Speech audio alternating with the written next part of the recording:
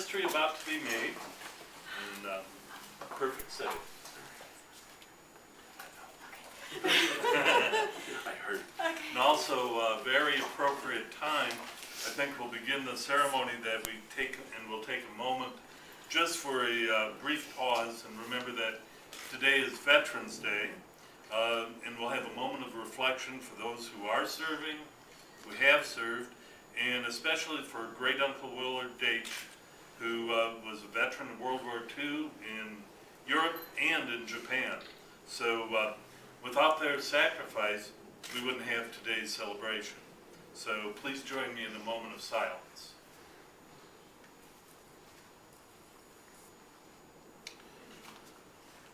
Well, we're gathered here today, dear friends, and we're about to witness and celebrate the drawing together of two separate lives. We have come so that this man, Brian, and this woman, Sarah, may be joined in marriage. Two people in love do not live in isolation from the wider embraces of humanity. To achieve love is not to be absolved of social responsibility. So it is that the institution of marriage is ordained as a public recognition of the private experience of love, and as a sanctifying of both parties to its great purposes. At the same time, it represents the desire of Brian and Sarah to share their joy in each other with us, their family, and their friends. Love is the most profound experience that can come to humankind. At its best, it reduces our selfishness, deepens our personalities, and makes life far more meaningful. Its very nature is to want to give to another, and to feel joy in the joy of another. Such love can call forth the best qualities in each of you. Marriage is an estate that is to embody, nurture, and protect all the warm and precious values that grow in human compassion and love. Marriage symbolizes the ultimate intimacy between two people. Therefore, it is not to be entered into lightly, but with certainty, with mutual respect, and with a sense of reverence which can include beauty, humor, and joy.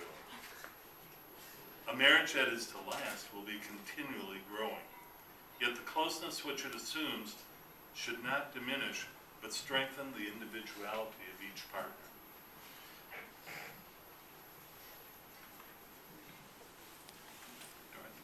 Okay, at this point we're going to have a reading, and Dorothy, I'll call upon you to come Where up. would you like me to stand?